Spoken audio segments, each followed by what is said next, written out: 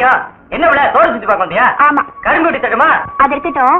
காலையில வயலுக்கு போன இவ்வளவுதான் எடுத்துட்டு வந்தியா?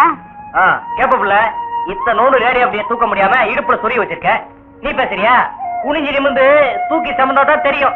யோ, என்னைய பெருசா தூக்க முடியாம தூக்கிட்ட? இத பச்சை புள்ள கூட தான் தூக்கும். எங்க நீ தூக்க பார்க்கலாம். புரியா?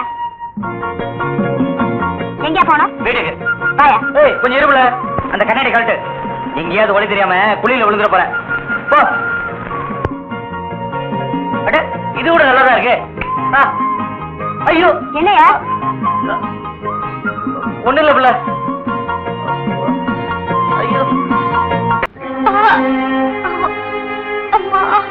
ஐயோ, சீக்கிரம் வாங்க.